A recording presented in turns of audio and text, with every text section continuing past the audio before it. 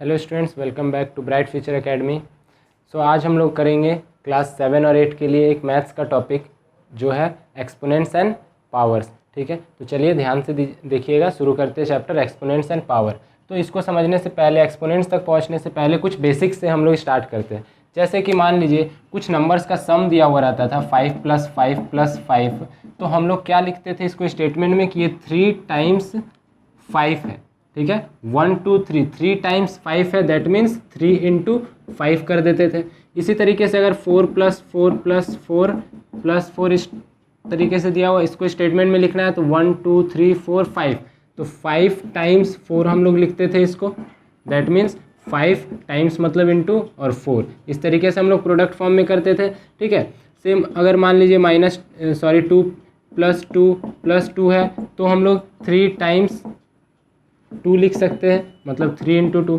ठीक उसी प्रकार से प्रोडक्ट में अगर ऐसा नंबर्स रिपीटेड रहेगा कि एक नंबर का उसी नंबर के साथ इटसेल्फ के साथ 2 या 2 से ज़्यादा बार अगर प्रोडक्ट दिया हो रहेगा, तब हम लोग क्या करेंगे देखिएगा। मान के चलिए 4 × 4 × 4 है, अगर प्लस में रहता था तो 3 × 4 कर देते थे, लेकिन यहाँ प्रोडक्ट में है तो क्या करेंगे 4 और ये 3 टाइम्स है तो वो पावर में चला जाएगा 3। ठीक है, इसी तरीके से मान लीजिए 5 × 5 × 5 मल्टीप्लाइड बाई 5 ये है, तो 5 तो चलिए ठीक है, कितना टाइम्स है 1 2 3 4, तो ये ऊपर पावर में चला जाएगा 4। ठीक है, सिमिलर इसी तरीके से मान लीजिए -2 × -2 × -2 ये है। इसको अगर लिखना है इस तरह से तो क्या करेंगे हम लोग, -2 का पावर कितना, तो 1 2 3 4 5 टाइम्स, तो -2 × 5। तो इस तरीके से हम लोग प्रोडक्ट वाले नंबर को लिखेंगे। ठीक है, तो इसी को हम लोग एक्सपोनेंशियल फॉर्म बोलते हैं। ठीक है, तो ये समझ में आ रहा है। चलिए अब हम लोग चैप्टर में आते हैं अपना एक्सपोनेंट्स में। देखिए क्या लिखेंगे,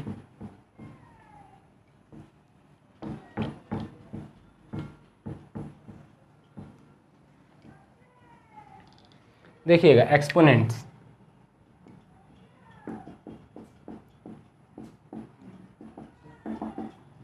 एक्सपोनेंट्स में क्या है, मान लीजिए कि if x is a number, x कोई एक नंबर है and n is any integer. ठीक है, तो अगर x कोई नंबर है और n एक कोई इंटीजर है, ठीक है, तो या फिर n is any positive integer, यहाँ पे लिख लेंगे n is any positive integer, n कोई एक पॉजिटिव इंटीजर है और x क्या है, कोई भी एक नंबर है, कोई भी एक रियल नंबर है। ठीक है, x is a real number, कोई भी रियल नंबर, चाहे वो इवन हो, ऑड हो, नेचुरल हो, होल नंबर हो, इंटीजर्स हो, रेशनल हो, कुछ भी हो। ठीक है, वो है, और n कोई एक पॉजिटिव इंटीजर है। तो अगर हम लोग x का प्रोडक्ट करते चले जाए, x का प्रोडक्ट करते चले जाए कितना टाइम्स, तो n टाइम्स तक करते चले जाए x का प्रोडक्ट, तो इसको हम लोग क्या लिखेंगे, जैसे कि अभी हम लोग किए कि 2 × 2 × 2 3 टाइम्स रहता तो 2 का पावर 3, 4 × 4 × 4 4 टाइम्स रहता तो 4 का पावर 4। ठीक उसी तरीके से x × x कितना टाइम्स है, n टाइम्स, तो x का पावर n चला जाएगा। ठीक है, तो इसी x⁴n को हम लोग बोलते हैं एक्सपोनेंशियल फॉर्म। ठीक है, या फिर n एक्सपोनेंशियल एक्सप्रेशन। ठीक है, x⁴n is called an exponential expression. ठीक है, x⁴n जो हमारा आया प्रोडक्ट, वो हम लोग बोलते हैं कि वो एक एक्सपोनेंशियल एक्सप्रेशन है। ठीक है, कैसा एक्सप्रेशन, एक्सपोनेंशियल एक्सप्रेशन, जहाँ पे x⁴n, इन x⁴n में इस n को हम लोग क्या बोलेंगे, देखिएगा इस n को हम लोग एक्सपोनेंट बोलते हैं, या पावर बोल सकते हैं, या इंडेक्स बोल सकते हैं, और रह गया जो ये 4 आपका, इसको हम लोग बेस बोलते हैं। ठीक है, तो और इसको रीड कैसे करेंगे, देखिएगा ये इज रीड एज, कैसे रीड करेंगे, तो x raised to the power n, x raised to the power n, इस तरीके से हम लोग इसको रीड करेंगे। ठीक है, अब बेस और एक्सपोनेंट समझ गए, तो इसी के बेसिस पे देखिए, अगर मान के चलिए हम लोग क्वेश्चन दे रहे हैं आपको 12 टू द पावर 3, इसमें पूछा जाएगा बेस कितना है और एक्सपोनेंट कितना है। एक्सपोनेंट रहे, इंडेक्स रहे या पावर रहे, एक ही चीज़ है। बेस कितना, एक्सपोनेंट कितना, तो बेस क्या हो गया हमारा 12, एक्सपोनेंट क्या हो गया हमारा 3। ठीक है, इसी तरीके से मान के चलिए -4 का पावर है 6।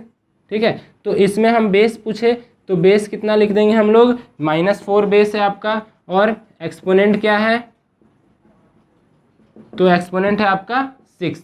ठीक है, तो बेस एक्सपोनेंट समझ रहे हैं। इसी x to the power n को या x raised to the power n को हम लोग कैसा एक्सप्रेशन बोलेंगे, एक्सपोनेंशियल एक्सप्रेशन बोलेंगे, जहां पे x is called the base and n is called exponent और पावर और इंडेक्स, कुछ भी बोल सकते हैं।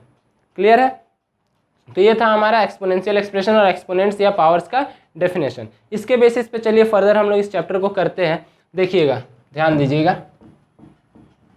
चलिए, तो कुछ क्वेश्चन है, कैसा, तो कुछ नंबर्स प्रोडक्ट फॉर्म में दिया हुआ रहेगा, आपको बोलना है कि उसको लिखना है एक्सपोनेंशियल फॉर्म में या एक्सपोनेंशियल एक्सप्रेशन बनाना है। जैसे नंबर है आपका 4 × 4 × 4 ऐसे ...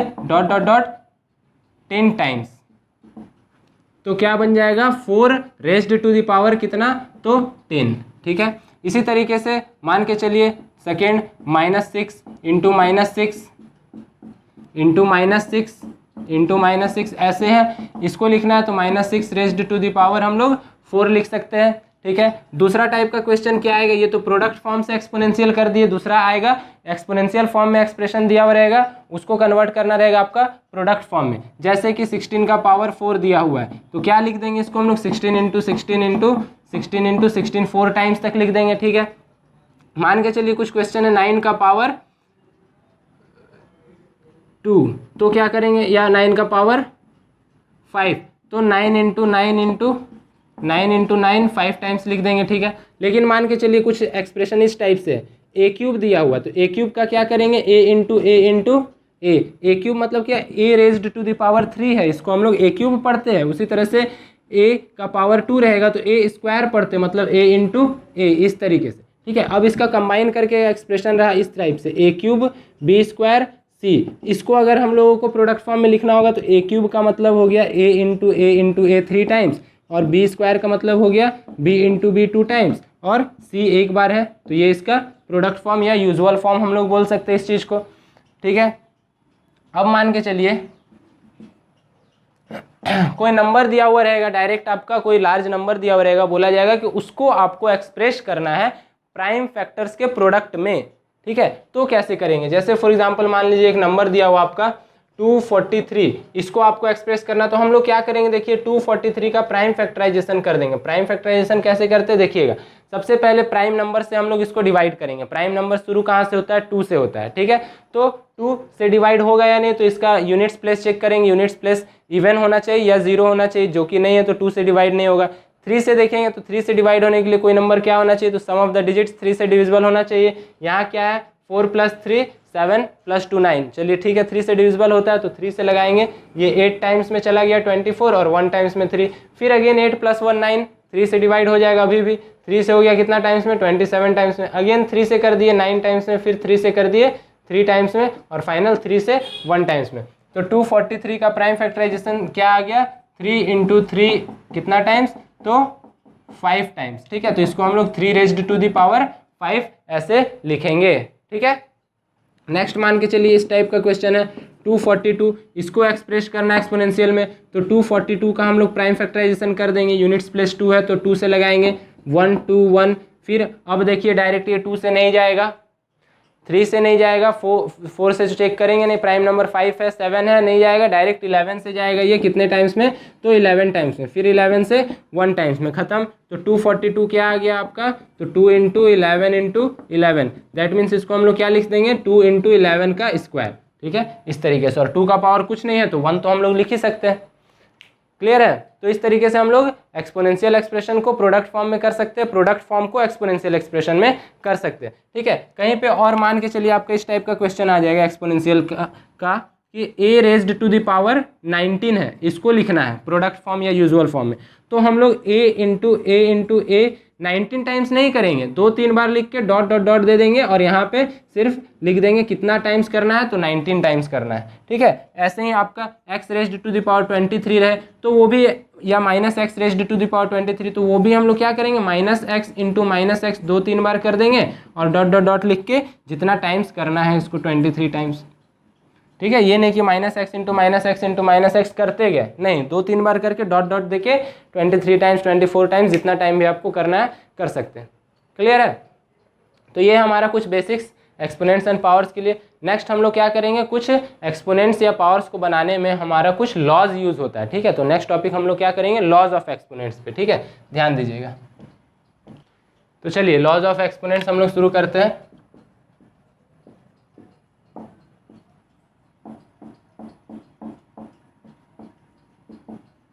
लॉज ऑफ एक्सपोनेंट्स, देखिएगा पहला लॉ हमारा होता है क्या, उसको हम लोग बोलते हैं प्रोडक्ट लॉ। फर्स्ट लॉ को हम लोग प्रोडक्ट लॉ भी बोलते हैं। प्रोडक्ट लॉ में क्या होता है, देखिए कोई भी एक रेशनल नंबर या कोई भी एक नंबर है a, ठीक है, उसका पावर है कुछ m, दूसरा नंबर है b, उसका पावर है n, जहाँ पे m a to the power m और a to the power n, a कोई भी एक रेशनल नंबर है और पावर में जो है आपका वो कोई इंटीजर है। इंटीजर कहने का मतलब है कि वो पॉजिटिव नेगेटिव कुछ भी हो सकता है। तो ये आपका क्या हो जाएगा, देखिए बेस सेम रहेगा और मल्टीप्लाई में रहेगा दोनों एक्सप्रेशन, तो पावर को हम लोग प्लस कर देंगे। ठीक है, सेकेंड लॉ होता है आपका कोशेंट लॉ।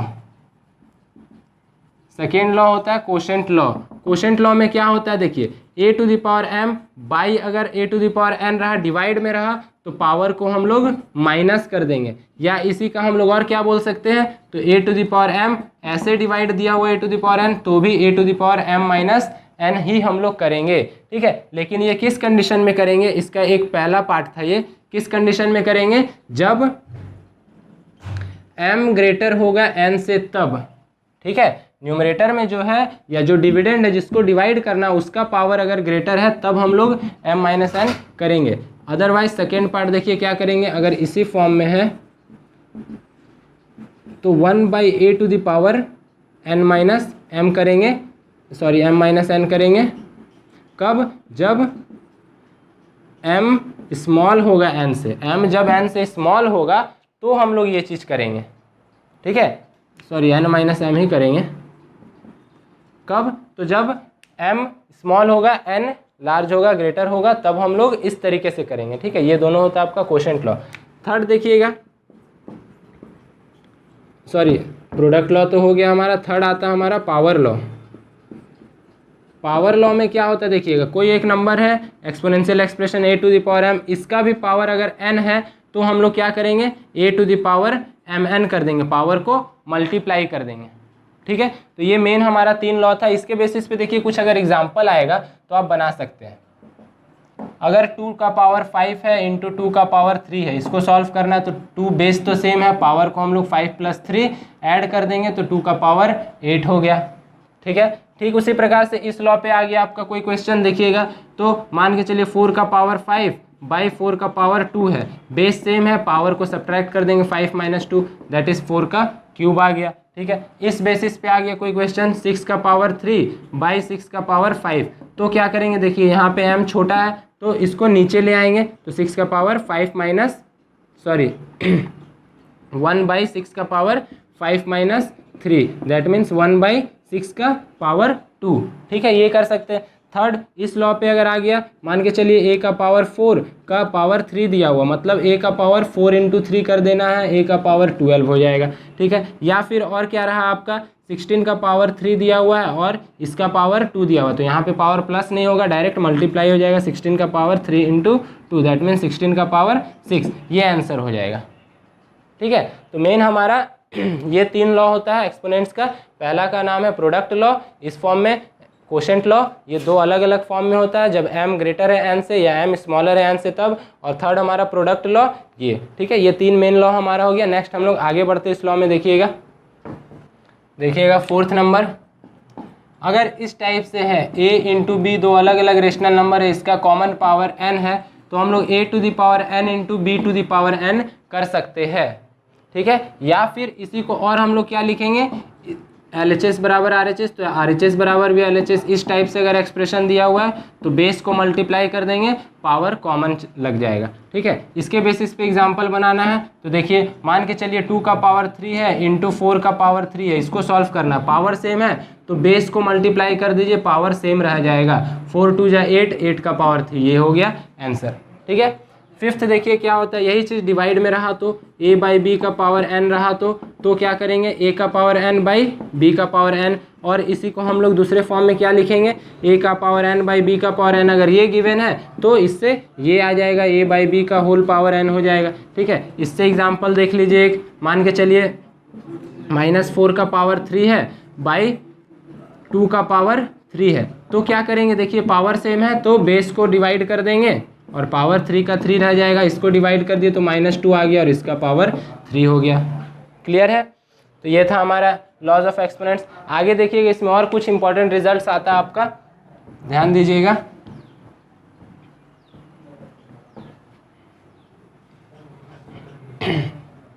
देखिएगा 6 नंबर क्या है, तो किसी भी नंबर का अगर पावर 0 हो जाए, मान के चलिए कोई एक नंबर है x, उसका पावर 0 हो जाए तो इसका वैल्यू हमेशा 1 लिखेंगे हम लोग। ठीक है, चाहे कुछ भी रहे, 16 का पावर 0 रहा तो भी वैल्यू 1, -10 का पावर 0 रहा तो भी वैल्यू 1, 1000 का भी पावर अगर 0 रहा तो भी वैल्यू 1। इस तरीके से कोई भी नंबर है, रेशनल नंबर ही क्यों ना हो, -4/3 है, इसका पावर 0 तो वैल्यू 1, √2 है, इसका पावर 0 तो वैल्यू 1 ऑलवेज। ठीक है, ये होता है एक। फिर एक देखिए नेगेटिव के लिए होता है, अगर x to the power n है तो ये 1/x to the power -n हो जाएगा। उसी तरीके से अगर x to the power -n है तो ये 1/x to the power n हो जाएगा। ठीक है, मतलब क्या है, x to the power n और x to the power -n एक दूसरे का देखिए क्या हो गया, रेसिप्रोकल हो गया। इसके बेसिस पे हम क्या बोलना चाह रहे हैं, देखिएगा अगर 10 टू द पावर -4 है, इसको अगर पावर को पॉजिटिव बनाना है तो 1/10 टू द पावर नीचे गया +4 हो जाएगा। ठीक है, उसी तरीके से 1/4 टू द पावर -3 है, इसको पावर को पॉजिटिव बनाना है तो न्यूमरेटर में चला जाएगा ये, तो पावर पॉजिटिव हो जाएगा। क्लियर है, तो ये था कुछ।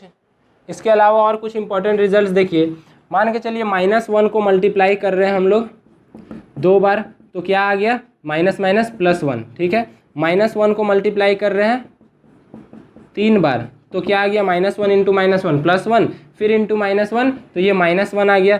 फिर अगर -1 को इस तरीके से हम लोग मल्टीप्लाई करें 4 टाइम्स तो देखिए ये माइनस प्लस, अगेन ये माइनस प्लस और फिर 2 पॉजिटिव, आपका +1 में आ जाएगा। इसी तरीके से हम लोग 5 टाइम्स करेंगे तो देखेंगे -1 आएगा। मतलब क्या है, इससे देखिए इसका करने का मतलब हम क्या समझाना चाह रहे हैं कि -1 का पावर अगर n रहा, कुछ भी रहा, -1 का पावर कुछ भी रहा तो उसका वैल्यू -1 को आप कितना भी टाइम्स मल्टीप्लाई कीजिए वो 1 या -1 ही आ रहा है। ठीक है, तो 1 या -1 कब आएगा, तो 1 आएगा जब n इवन हो, व्हेन n इज इवन, जब पावर इवन हो, 2 हो, 4 हो, 6 हो, 8 हो, 10 हो या 100 200 कुछ भी हो, इवन पावर हो तो वैल्यू +1 हो जाएगा। और -1 कब होगा, तो जब n इज ऑड, जब n का वैल्यू ऑड होगा तो ये -1 हो जाएगा, और n का वैल्यू अगर इवन होगा तो ये हमेशा +1 आएगा।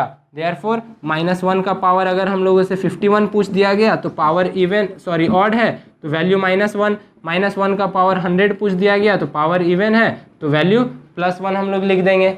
ठीक है, ठीक इसी तरीके से देखिएगा और एक चीज़, तो इससे हम लोग और क्या बना सकते हैं, ये तो -1 का पावर था, इसी तरीके से -a रहा कोई भी नंबर, माइनस के जगह 1 के जगह कोई भी नंबर है, -2 है, -3 है, -4 है, -5 है, -4/3, कोई भी रेशनल नंबर हो या कोई इंटीजर हो, उसका पावर n है तो देखिए ये या तो पॉजिटिव में आएगा या तो नेगेटिव में आएगा। पॉजिटिव कब आएगा, ये पॉजिटिव कब आएगा, तो व्हेन n इज इवन। किसी भी नेगेटिव नंबर का जब पावर करेंगे हम लोग कितना भी टाइम्स, तो अगर वो इवन पावर रहा तो वो वैल्यू हमेशा पॉजिटिव में आएगा।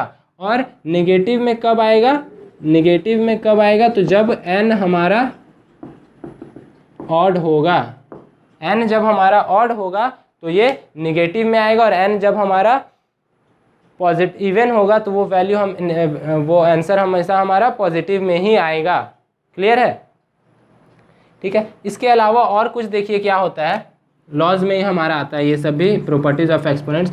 मान के चलिए अंडर रूट एन है, यहाँ पे कुछ नहीं तो 2 है, ठीक है, या फिर अंडर रूट एक्स है, तो रूट को अगर हटाना है तो एक्स का पावर ये रूट का वहाँ पे रेसिप्रोकल हो जाएगा, 1/2 हो जाएगा। कहने का मतलब क्या है कि फॉर्मूला क्या कह रहा है कि एन रूट अगर एक्स है ना तो ये x to the power 1/n हो जाएगा, एन रूट एक्स है तो ये x to the power 1/n हो जाएगा, ठीक है। और दूसरा क्या कहना है कि देखिए अगर यहाँ पे पहले से x to the power n, ये एक्सपोनेंशियल फॉर्म में पहले से, और इसका रूट है कितना तो m है, तो यहाँ पे क्या हो जाएगा x to the power n तो पहले से था और ये m यहाँ डिवाइड हो जाएगा तो n/m हो जाएगा। तो ये कुछ कुछ लॉज होता है आपका एक्सपोनेंट्स का, ठीक है, इसके बेसिस पे ही हमारा सम बनता है। क्लियर है? जैसे फॉर एग्जांपल मान के चलिए आपको 32 का ऐसे रूट दिया हुआ लिखना है, ठीक है, तो 32 हम लोग जानते हैं कि 2 का पावर 5 होता है, इसको सॉल्व करना है तो ये 2 का पावर 5 होता है और इसका स्क्वायर रूट है, दैट मीन्स 2 का पावर 5 है और ये 2 यहाँ चला जाएगा तो डिवाइड हो जाएगा, तो 2 का पावर 5/2 आपका आंसर आ गया, ठीक है। ऐसे ही 64 रहता, 2 का पावर 6/2 हम लोग कर देते, ठीक है। जैसे मान लीजिए स्क्वायर रूट निकालना किसका 64 का, तो ये हो गया स्क्वायर रूट किसका तो 2 का पावर 6 का, मतलब 2 का पावर 6/2 दैट इज 2 का पावर 3, ये हम लोग का आंसर हो गया, ठीक है। तो ये सब कुछ हमारा लॉज ऑफ एक्सपोनेंट्स है। इसके बाद हम लोग आगे करेंगे कुछ लार्ज और स्मॉल नंबर्स को स्टैंडर्ड फॉर्म में हम लोग कैसे करते हैं, ठीक है, तो वो नेक्स्ट टॉपिक हमारा होगा, फिलहाल ये नोट कीजिए आप लोग, ठीक है। तो ठीक है, अब नेक्स्ट हम लोग क्या करेंगे कि बहुत लार्ज नंबर या बहुत स्मॉल नंबर्स को हम लोग स्टैंडर्ड फॉर्म में कैसे करेंगे, ठीक है। तो स्टैंडर्ड फॉर्म में कैसे करेंगे, करने का मतलब पहले ये समझना होगा कि स्टैंडर्ड फॉर्म किसको बोलेंगे, किसी भी नंबर का स्टैंडर्ड फॉर्म किसको बोलेंगे, वो अगर समझ में आ जाए तब तो हम लोग किसी नंबर को उस फॉर्म में लिखेंगे। तो देखिए स्टैंडर्ड फॉर्म होता क्या है, देखिएगा standard form of a number, standard form of a number क्या होता है, तो a number is said to be in its standard form if it is expressed in the form of k into 10 to the power n, ठीक है। देखिए कहने का मतलब क्या है कि कोई नंबर को कब हम लोग बोलेंगे कि वो अपने स्टैंडर्ड फॉर्म में है, तो जब उसको हम लोग एक्सप्रेस कर दे किस फॉर्म में, तो k into 10 to the power n के फॉर्म में। अब यहाँ पे k और n क्या है वो बात आता है, तो देखिएगा यहाँ पे वेयर k का वैल्यू जो होगा वो 1 या 1 से बड़ा होगा लेकिन 10 से छोटा होना चाहिए। k का वैल्यू क्या होगा बिटवीन 1 एंड 10, और बिटवीन 1 एंड 10 में 1 को इंक्लूड करना है लेकिन 10 को नहीं करना है। And n is any integer, n is any integer, n कोई भी एक इंटीजर है, ठीक है, वो पॉजिटिव नेगेटिव कुछ भी हो सकता है, लेकिन k क्या है तो 1 और 10 के बीच का होना चाहिए, 1 हो सकता है लेकिन 10 नहीं होगा। जैसे हम लोग जानते हैं स्पीड ऑफ लाइट कितना होता है, साइंस का है हम लोग पढ़े हैं, स्पीड ऑफ लाइट बराबर क्या होता है देखिएगा, तो 3 लाख किलोमीटर होता है, 3 लाख किलोमीटर पर सेकेंड, ठीक है, इतना होता है। या इसको मीटर पर सेकेंड में करते हैं हम लोग, तो इतना मीटर पर सेकेंड होता है, ठीक है। तो इसको हम लोग ऐसे लिखना तो सही नहीं, कोई भी लार्ज नंबर को, जैसे अर्थ का ही डिस्टेंस को सन से मेज़र करना है, या सन का मून का डिस्टेंस लिखना है, या फिर स्टार्स का डिस्टेंस के बिटवीन डिस्टेंस लाइट ईयर्स को रिप्रेजेंट करना है, तो ये काफ़ी लेंदी हो जाएगा। तो इसको इस तरीके से रिप्रेजेंट करना राइट लिखना भी हमारे लिए अच्छा नहीं होगा, सही नहीं होगा, और ना तो फिर इसको याद करना, ना इसको रीड करना, ठीक है। तो ऐसे नंबर को ही हम लोग स्टैंडर्ड फॉर्म में करते हैं, ठीक है। तो कैसे करेंगे देखिए, पहले तो एक्सपेंडेड फॉर्म हम लोग सब जानते हैं। एक्सपेंडेड फॉर्म मतलब क्या, 3 इंटू ये पूरा 1 2 3 4 5 0 इतना किलोमीटर पर सेकेंड लिख सकते हैं इसको, ठीक है। दैट मीन्स 3 इंटू ये क्या हो गया, तो 10 का पावर हो गया 1 2 3 4 5, ये 10 का पावर 5, तो इतना किलोमीटर पर सेकेंड हम लोग लिख सकते हैं, 3 into 10 to the power 5 kilometre per second. उसी तरीके से इसको अगर करना है तो 3 into 10 to the power 0 count कीजिए, 1 2 3 4 5 6 7 8, ठीक है। तो 3 into 10 to the power 8 metre per second हम लोग लिख सकते हैं। तो इसी फॉर्म को हम लोग बोलते हैं स्टैंडर्ड फॉर्म, है ना। ठीक है, तो अब आगे हम लोग और करते, कुछ एग्जांपल्स देख लीजिए, समझ में आ जाएगा अच्छे से कि कैसे हम लोग किसी नंबर को स्टैंडर्ड फॉर्म में करेंगे। ये तो चलिए बेसिक सा एग्जांपल था, इसको किए तो डायरेक्ट ये 3 और 3 आ गया जो कि 1 और 10 के बीच का ही है। लेकिन अगर वो ना आए तो हम लोग कैसे स्टैंडर्ड फॉर्म में करेंगे। ठीक है, तो देखिए ये डिफिनेशन सब लिख लिए, आगे देखिएगा। देखिएगा कुछ क्वेश्चंस ऐसा है, मान के चलिए 194267 ये है, ये नंबर है, काफ़ी लार्ज नंबर है। इसको बोलेंगे हम कि स्टैंडर्ड फॉर्म में लिखना है। तो कैसे लिखेंगे, यहाँ तो 10 का कुछ मल्टीपल आ ही नहीं रहा, कुछ पावर आ ही नहीं रहा, तो इसको हम लोग स्टैंडर्ड फॉर्म में कैसे रिप्रेजेंट करेंगे। देखिएगा, तो इस नंबर को पहले हम लोग डेसिमल में कन्वर्ट कर लेते हैं। तो डेसिमल में कन्वर्ट करने के लिए 0.0 तो लिख सकते हैं, डेसिमल में चलिए कन्वर्ट हो गया। ठीक है, अब देखिएगा कि जो k होता है, k इंटू 10⁻n जो स्टैंडर्ड फॉर्म होता है, उसमें k का वैल्यू 1 और 10 के बीच में आना चाहिए। तो ये नंबर 1 और 10 के बीच में कब आएगा, जब ये डेसिमल 1 के बाद लगा हो तब आएगा। यहाँ से उठाकर ये डेसिमल को अगर हम लोग यहाँ पे पुट कर दे तो आपका ये 1 पॉइंट में आ जाएगा, मतलब वो नंबर फिर 1 और 10 के बीच का हो जाएगा। तो देखिए कितना हो जाएगा, डेसिमल को अगर यहाँ से यहाँ पुट कर देंगे तो 1.942678, तब जाके ये नंबर आपका इतना बन जाएगा। डेसिमल को क्या किया हम लोग, तो यहाँ से उठाकर यहाँ ले गए।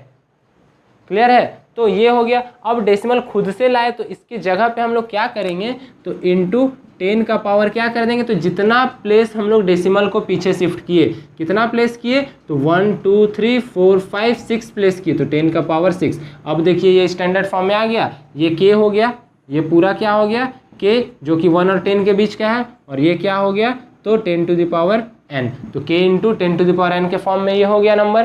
ठीक है, इसी तरीके से चलिए अब नेक्स्ट एक क्वेश्चन करते हैं हम लोग। मान के चलिए 2490671, इसको स्टैंडर्ड फॉर्म में करना रहा तो इसको कुछ नहीं तो 0.0 तो खुद से लगा सकते हैं। अब देखिए ये डेसिमल कहाँ है, तो यहाँ पे लाना कहाँ है, 2 पॉइंट में ले आएंगे तो ये नंबर 1 और 10 के बीच का हो जाएगा। तो 2 पॉइंट लिख तो दिए, लेकिन कितना प्लेस शिफ्ट किए हम लोग, काउंट कीजिए 1 2 3 4 5 6 प्लेस, तो इंटू 10 का पावर हम लोग 6 कर देंगे। क्लियर है, ऐसे ही कुछ रहा 59760000 इस टाइप से है नंबर।